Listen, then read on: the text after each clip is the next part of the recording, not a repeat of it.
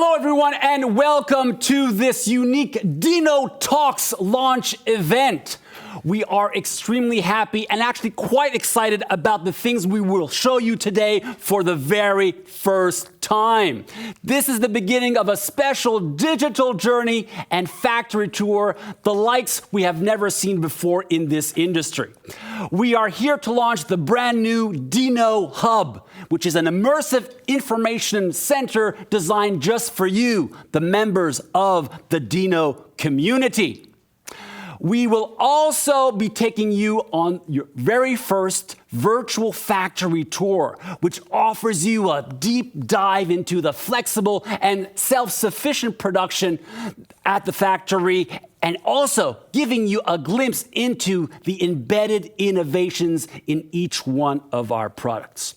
Now, it's a pleasure for me to welcome the managing director at Dinolift, who is also the co-host of our event today, Karin Nars. Hello, Karin. Hi, Andre. How are you? I'm fantastic. How are you? I'm good, thank you. I've been following you guys now for the past 8 years. I mean, what a wonderful journey it has been. And I also know that you, especially as a leader, are very, objective driven.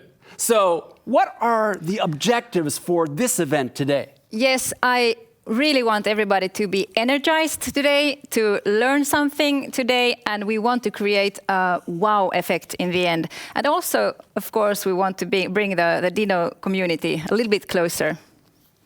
So, if we look at the timing of this, I mean, why are we doing this now? Why is the time for the DINO Hub now?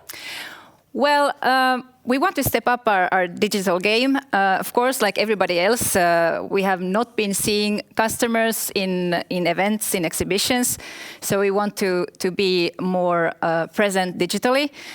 So we have been thinking about this for some time, and then the project kind of grew into something bigger. We want to give the possibility to our customers and partners to touch and feel our equipment remotely. We want to give them an experience of DINO, and that's, well, and here we are. Well, I think you've done a great job. It looks great. But hey, there are a lot of digital platforms out there. What, in your opinion, differentiates the DINO Hub from other platforms?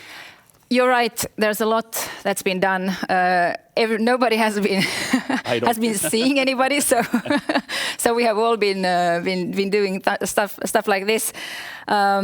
But I think, as I said earlier, I think it's we really want it to be something more than a platform where we show our equipment. Of course, you will see all our equipment. You will see pictures, videos. You will really get the experience of the equipment. But we want it to be something more than that. Really a place of interactions between DINO lovers, between anybody who wants to know more about us or our equipment or what we do. Well, we're going to be presenting a lot of the features that are included. It's going to be a very exciting broadcast today. But to give us a sneak peek, what do you think are the most inspiring features of this new platform? I'm really proud of how it looks. It's really nice and photorealistic.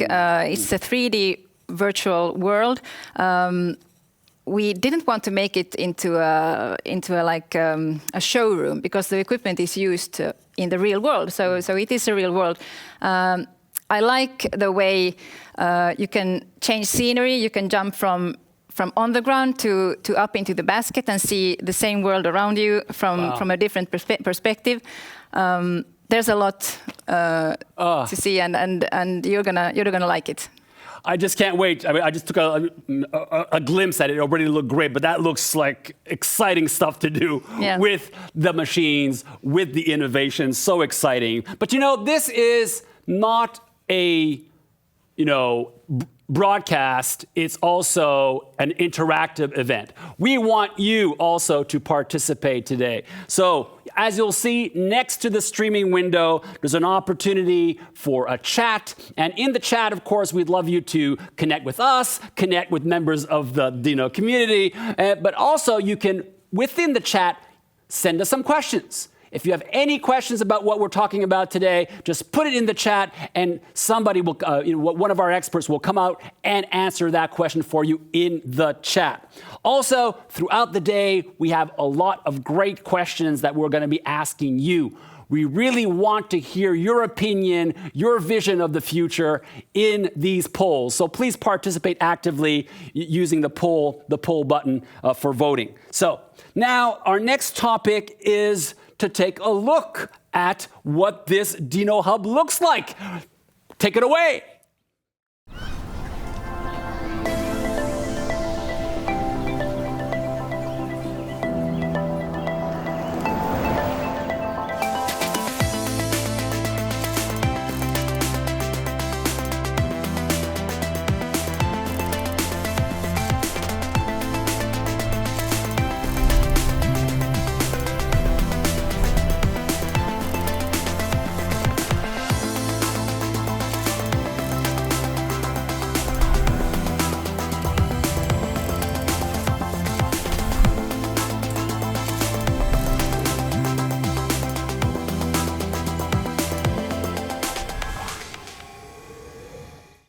Wow, that is so realistic. It feels that you're really there. Yeah, it does.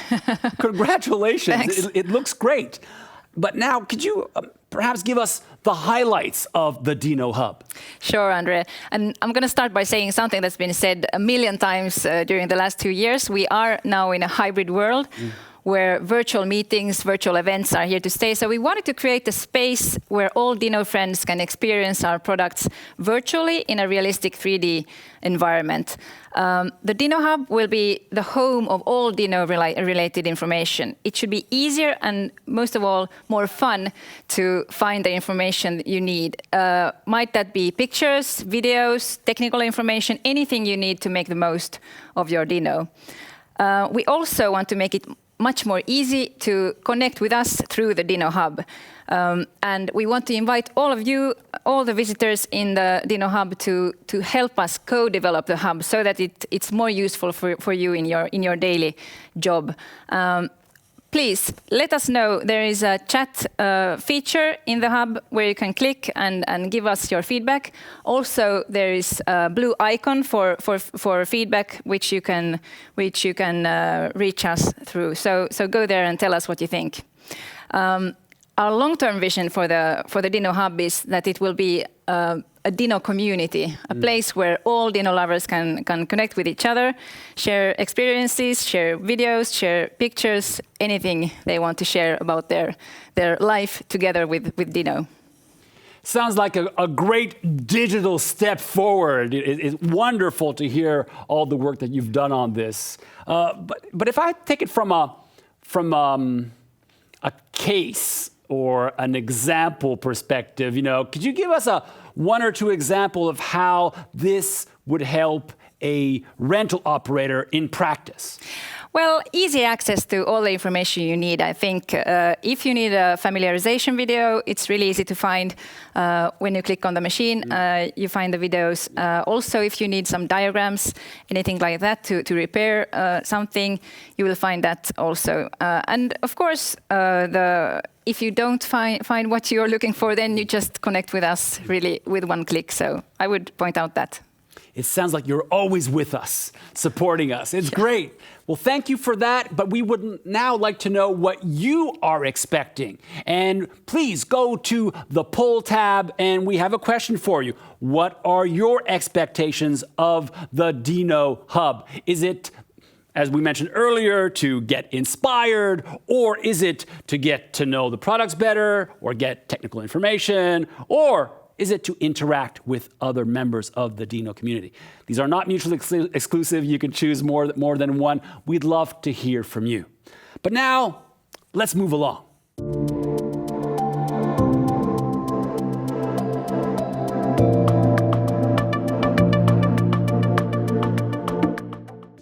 And our first guest today is someone who inspired, in some ways, Dinolift's digital strategy. Is that correct? That's correct, absolutely, Andre. We met with Gus in Nice. It was an access industry event. He gave a talk there and It was very inspiring, and when we were making a strategy update at Dinolift, I reconnected with him and got some really good insights. And from Sydney, Australia, he is waiting for us live today. It's great to welcome co-founder and co-CEO at Inoro, third-generation owner at Kennard's Hire, Gus Kennard. Welcome. How are you?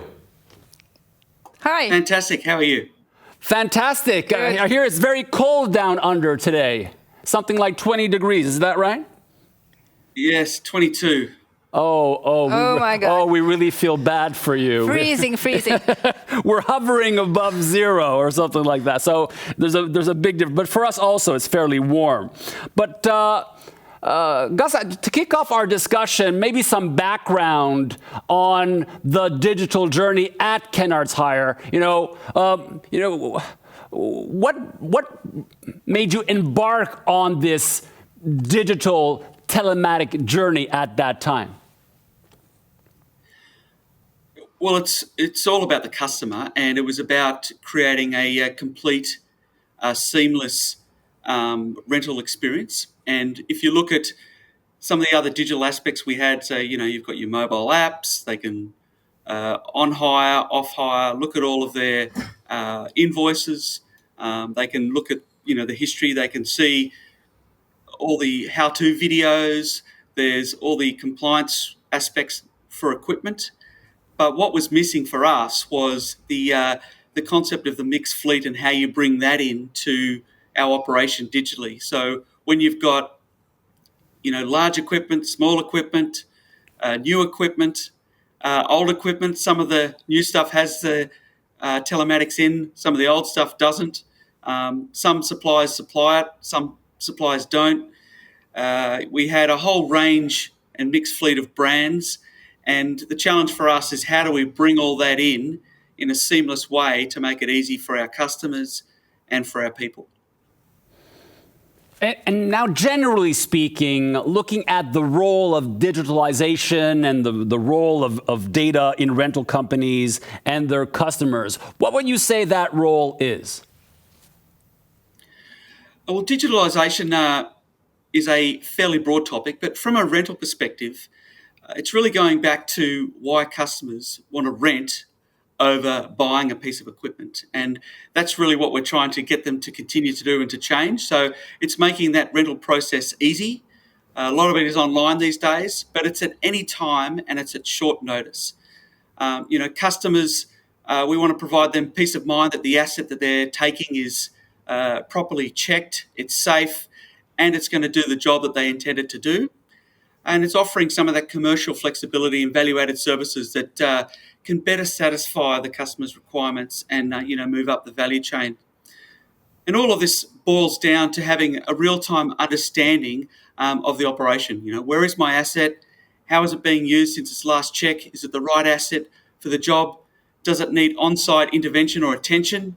And also, how quickly can we get it back on hire? So all that data that is generated from the asset and from the back-end systems, you can actually enable and make those workflows more efficient to better serve our customers and reinforce the value of hiring. And what about you, Karin, at Dinolift? What do you see being the main objective when it relates to digitalization? Yes, actually, a lot of what Gus just said resonates a lot with what we are doing. We want to focus on the customer experience in the whole value chain. So we want to learn more about how our equipment is used, and that way we can offer digital services around the product and then improve the experience for the customer and the user even more. And then in the end also create better products. Mm-hmm. And I'd like to ask both of you, in terms of the rental perspective, what should we be focusing on? Gus? Yeah, well, it's pretty common nowadays that hire operations, would have an online presence. It's hard to move away completely from brick and mortar due to the nature of the business. But more and more rental transactions are being done and managed online. So that's forced a centralisation for the management of rental fleets that has been quite a big challenge for many rental operations. But it's it's laid a really good baseline for that going forward. Some rental operations have started to provide mobile interface or apps, as well as for their equipment, things like pre-start checklists, operator manuals, service manuals, and that really expands the capabilities of a rental business.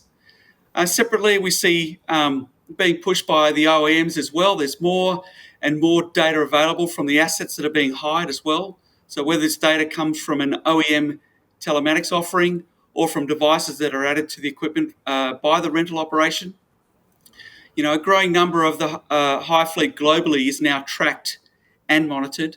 And this data is not only relevant to the operation, but customers are also interested in accessing this data for their own asset management purposes, for compliance reporting and their health and safety management systems. So there's a lot more data sources that hire companies should look to get a hold of for better understanding of how the assets are used when on hire. Things like we talked about the pre-start checks, the on-site service records, operator data. It's becoming increasingly digital and therefore available. We're also seeing many ERPs getting smarter in how they enable rental workflows to become more efficient, leveraging real-time data, meaning that operations don't have to rely on manual eyeballing of the equipment when it comes back. They already know what they need to do for the next steps. And I guess through all of this, we're getting closer to be able to have a real-time view of your fleets. All this data, however, remains in silos, so it's all these pockets, and it's about bringing that together. And that's the next logical step that is starting to grow significantly in the industry. And that's sort of what Enoro is building. But it's how you can actually link this data up agnostically across all or any of these sources to provide customers and operational teams more transparency, to be able to automate, and therefore get more efficiencies in how they work. So whether it's posting telemetry data to an app or informing your service or your logistics managers, if there's on-site maintenance, adding charges to a contract based on utilisation, and linking all these systems is really where the value becomes apparent for a rental operation. So the agnostic linkage of data as a focus. What about you, Karin, in your company? Well, I think safe and efficient use of the equipment is or should be the priority of everybody. And for us as an OEM, it's really important to support the rental companies in improving safety around the equipment. And when we get direct feedback from the users, we can strengthen that support even more. So I think that's important for us to focus on.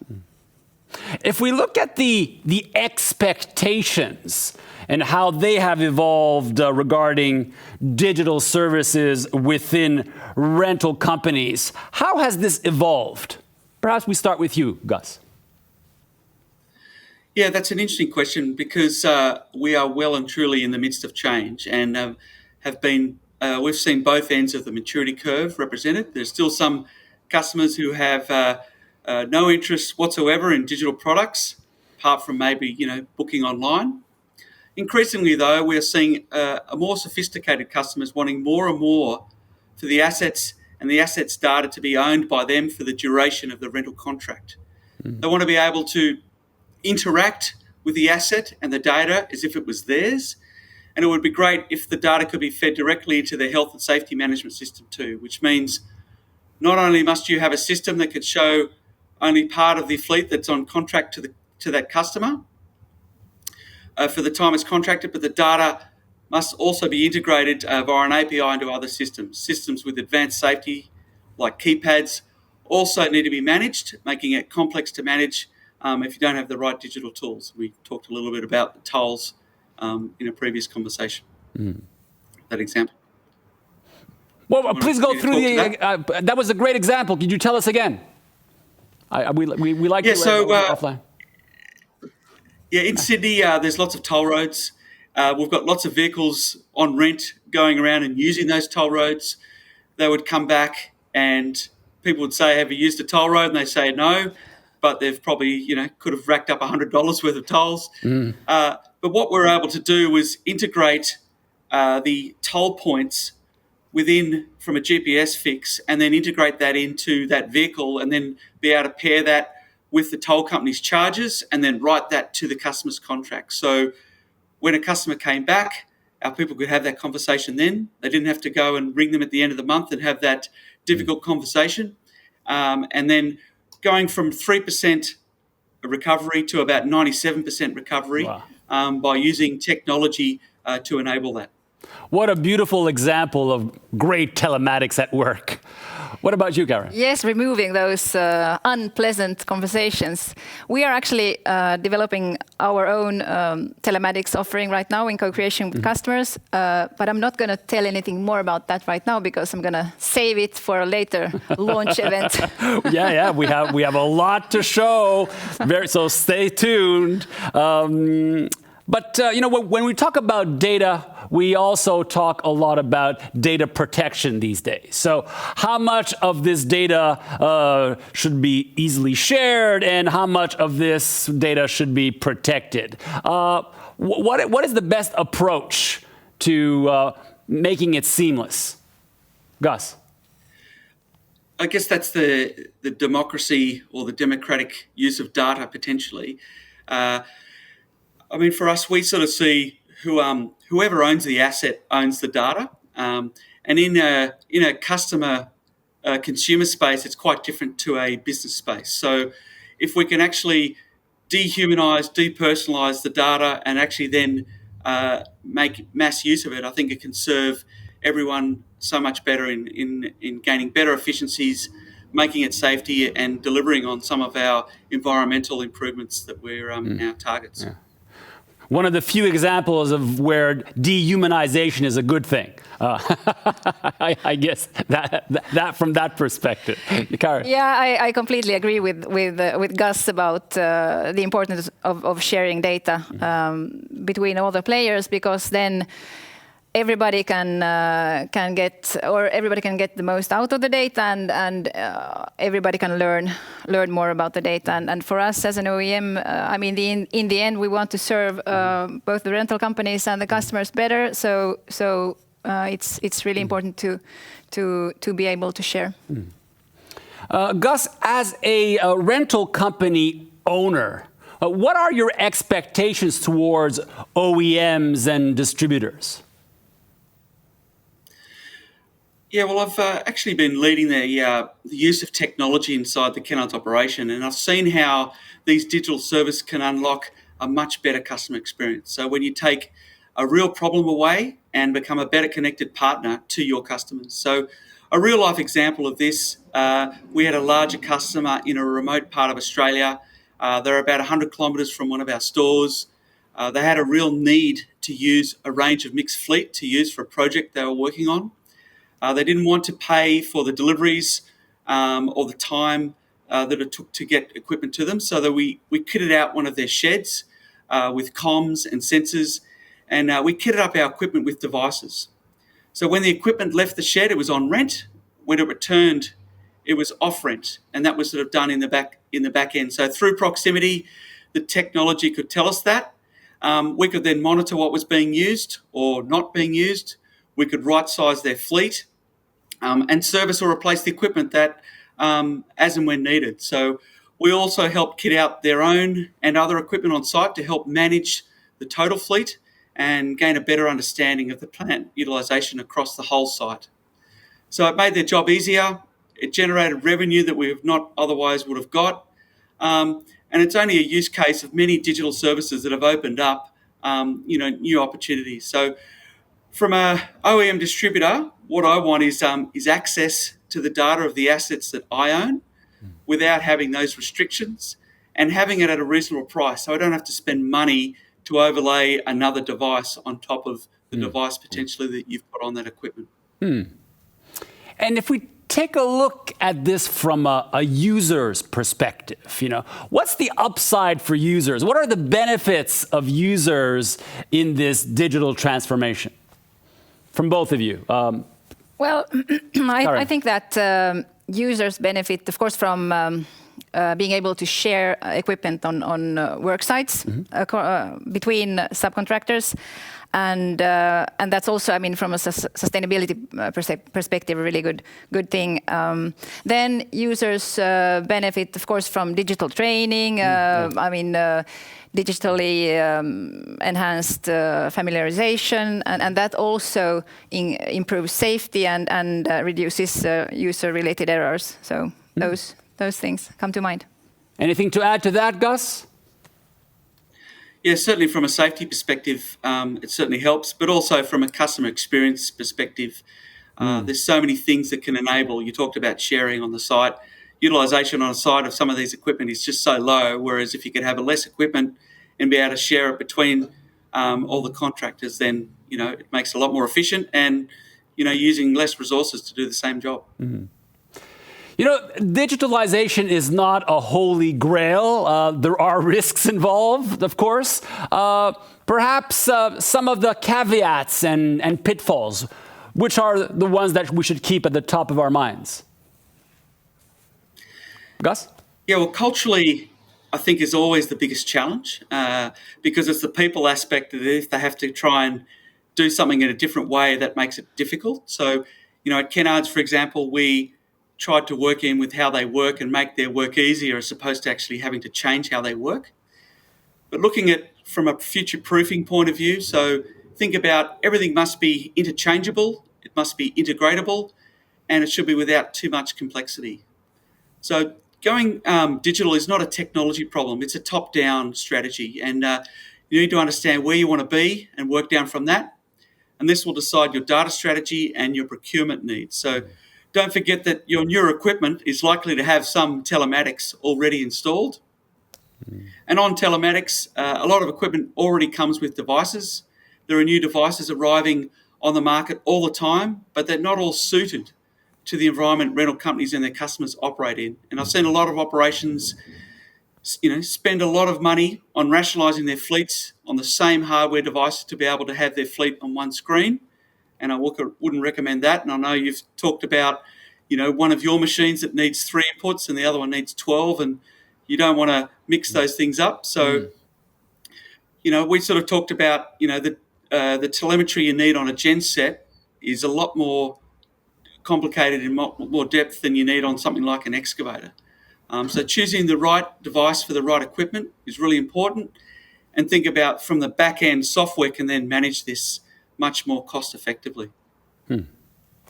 Karen, any risks or pitfalls with that? Well, I mean, I agree that it's important to look at the long term first. What's your vision? Where do you want to be? And then, just have the right kind of steps or roadmap laid out to get there. But basically, I agree with everything he says. Sounds good. Wonderful. You guys are really aligned. It's wonderful. But hey, we could talk all day about this. This is really, really exciting stuff. But I'd like to close our conversation with perhaps one takeaway from each one of you. One thing that we should really keep at the top of our minds when we go towards digitizing our businesses. What would that one thing be? I would say that staying close to the customers when you are developing these things, so do it in co-creation, and then be agile. So agility is my one word. Great. And from you, Gus? Yeah. Yes, it's similar in the sense that we're going to be working in an ecosystem. We can't all do everything, and so whichever way you go, it's really important to be agnostic. So you can be agile, as you said. Agile and agnostic. Lovely. Gus, thank you so much for your time. Thank you for being here. Yes, and all the best at Inoro. Pleasure. All the best. Thank you. Thank you. Enjoy. Bye. Thank you. Yeah, that was really a digital office, not a single piece of paper anywhere. Did you notice that? Yeah. It was completely clean. It was completely clean. Ladies and gentlemen, we want to hear what you think about this topic. So we have a poll coming up on screen right now. So go to the poll section, and the question is, what positive impact has digitization had on the access industry? The choices are easier management and use of equipment. We've talked about this earlier. Better access to training. Yes, again, that was a point that you made, Karen. Savings in total cost of ownership, or is there something else? Put it in the chat. And now let's welcome the commercial manager at Dinolift, Teemu Ristilä, for a virtual factory tour.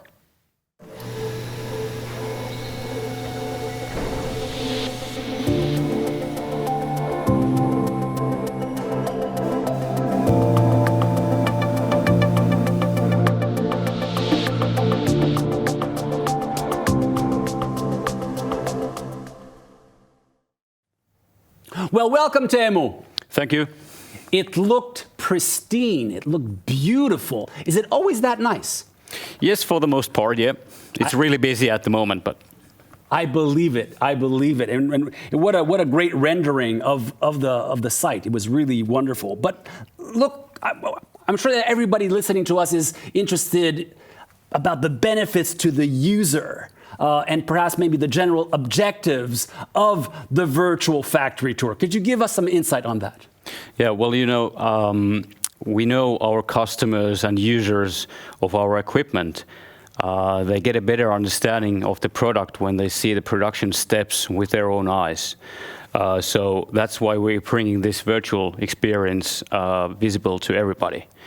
I mean, for us, Finland, that's the center of the universe. Of course. But not the easiest place to travel to. So therefore, we'll bring the DINO factory closer to the world, basically. Well, I think that Finland is a great center of the universe. Personally, I think it's a great place. But I understand your point. Very well made. But now, from a more strategic perspective, Karin, what was the thinking behind creating this virtual experience? Yes, well, we talked earlier about our strategy update, and including in that is that we are expanding our factory right now. As we speak, construction work is ongoing, and we have a plan laid out for the next few years as well. So that's why at this point we chose to show the manufacturing process digitally to give a better idea of how it will be. And it looks so good already. Should we just abandon face-to-face meetings on site, or what should we do?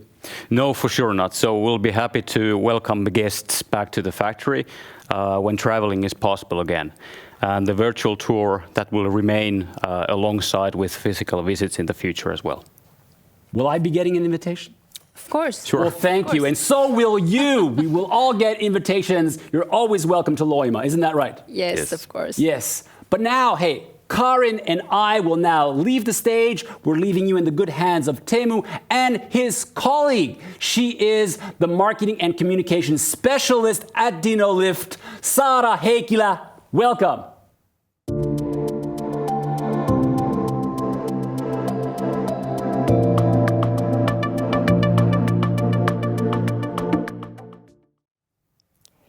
Now we know why the virtual factory tour was created. And next, we see how it's made. We are investing heavily in production, bringing the whole manufacturing process under one roof. This means we are centralizing all our production from welding to final inspection in our factory in Loimaa. We are expanding our facilities at the moment. The investments in the production enable better productivity, less waste in lean terms, as well as fast lead times. All this benefits the customer. And as much as we would love to have you all visiting the grounds, we realize that Loimaa is maybe not first on your agenda when the world finally opens. That's why we brought the factory to you. We are extremely proud of our own production. We make a lot of effort to make the manufacturing process lean, yet remaining flexible. We have a high degree of self-manufacturing, where we control large parts of the different phases, from welding, machining, painting, to the final assembly. This ensures the customization ability to reprioritize quickly as well, always knowing what is going on at the factory. For the customer, this means short lead times and agility in terms of changes in the production plan. Equipment needs and volumes can be changed after the orders as well. This is just one of the benefits for the customer as well. Our own research and development team is close to the production teams. The R&D teams, they do make improvements to existing machines for the machines to be more user-friendly, ergonomic, more easy to maintain, and all these small design hacks are going on in the background all the time. Yes. The manufacturing process, and thus the factory tour, consists of 5 stages: welding and machining, painting, part assembly, and final inspection. At every stage of the process, our employees, the DINO people, are the ones who make it all happen.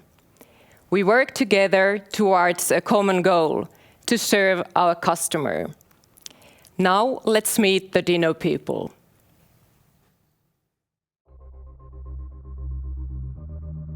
Have you ever wondered what supercars and Dinolifts have in common? Or why tools are only as good as the people who use them? Or maybe even how your ideas find their way into the finished product.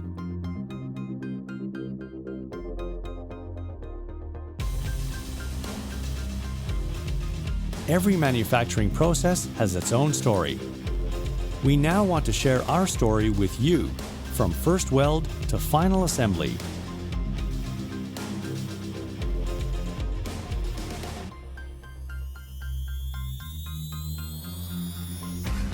Welcome to the DINO Factory Tour.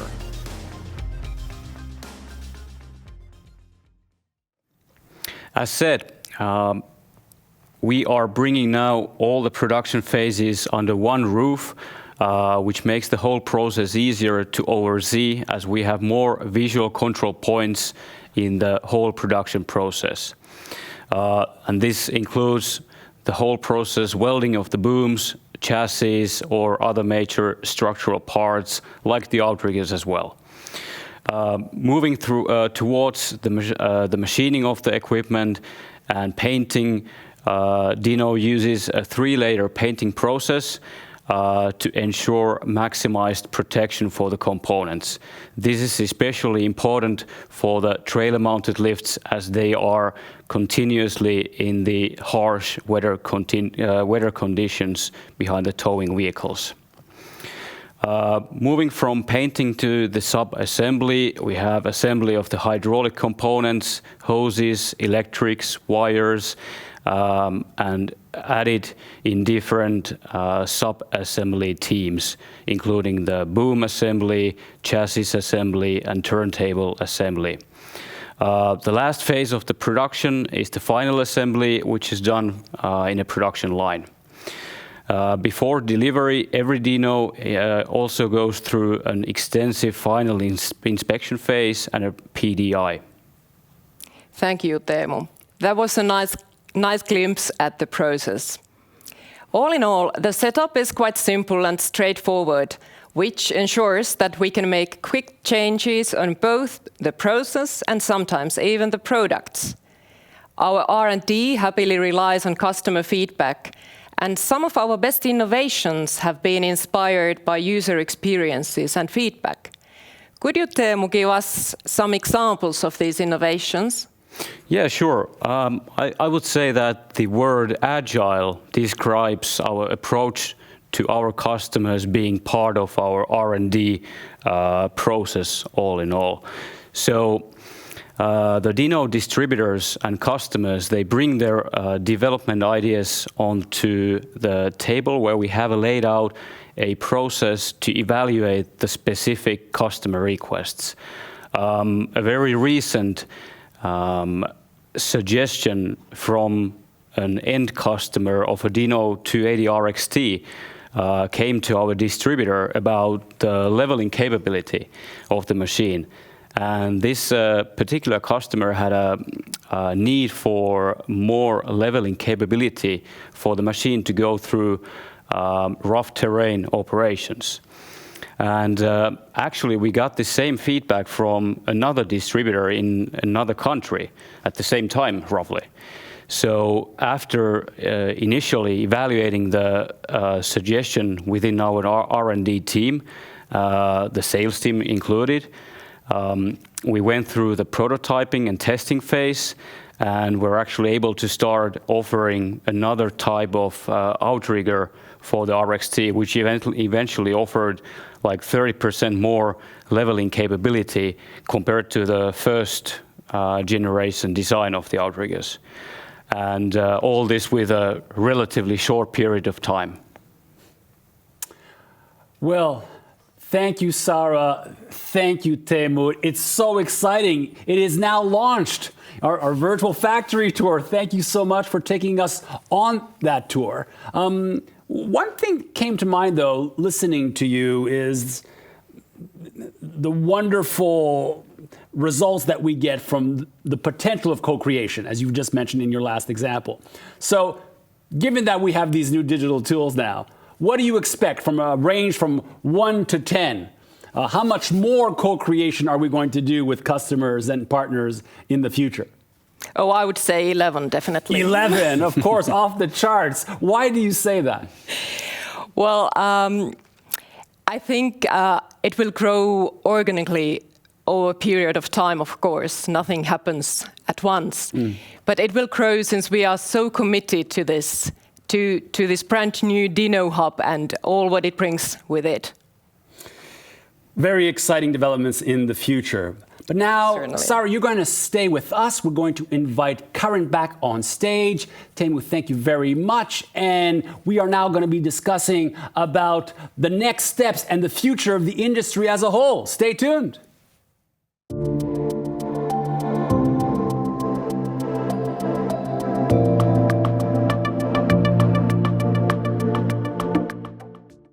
So we are approaching the end of our virtual launch today, and I'd like to take a view towards the future with you as we close. So let's talk about the DINO Hub and its next steps. What are the next steps, Sarah? Well, that's something where we would love to have input from all you visitors. As we want the hub to be a real community, we need to develop it together with the users. So please give us feedback, share your ideas and wishes, and let us know what would be most beneficial for you in the DINO Hub. We are really keen to hear that. I'd be remiss if I didn't ask you, Karin, a crystal ball question. So here's my crystal ball question. Where are you with the hub and with the company 5 years from now? And I do love crystal balls. I must say that. Well, as I said earlier, we are on a journey towards excellence in customer experience. So we really want to learn more and better how our equipment is used out there. And with that, we will continuously develop both our processes, our products, our equipment, our services, so that they meet the expectations and actually also exceed the expectations every day out there. We already decided that we are not going to cancel physical meetings in the future. They're going to happen. But how do you see the future of meeting our customers? How is it going to happen between virtual and physical? How do you see the future of that? Well, physical meetings will always matter. They are needed to create trust between us as an OEM and our customers and partners. But we will need to step up to a higher level in terms of our digital presence. We can no longer just have a website and think that's enough. We need to create wow effects and surprise our customers positively, also in the digital world. And speaking of surprises, what kind of surprises are in the future of Dinolift? Where do we go from here? We want to be a bigger player in the access industry, but we want to stay agile as a small company. Agility for us is important to make quick changes, and we have that ability now, so we will have to keep that as a strength. We always make decisions with a long-term perspective. We will always respect our customers, our employees, our partners, also our competitors, because everybody together in this industry, we anyway have the same objective, which is the most important to keep this industry safe. So that's for us the most important, and will always be.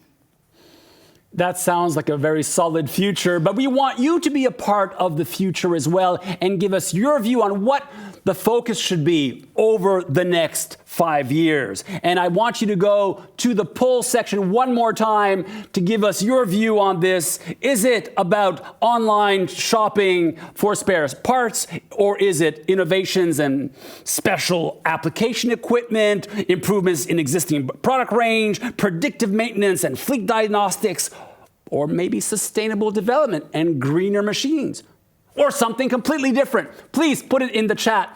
All ideas are welcome to design the future together. We are now coming to the end of our broadcast today, and I'd like to ask you, how do you feel? Miltä tuntuu, as they say in this part of the world?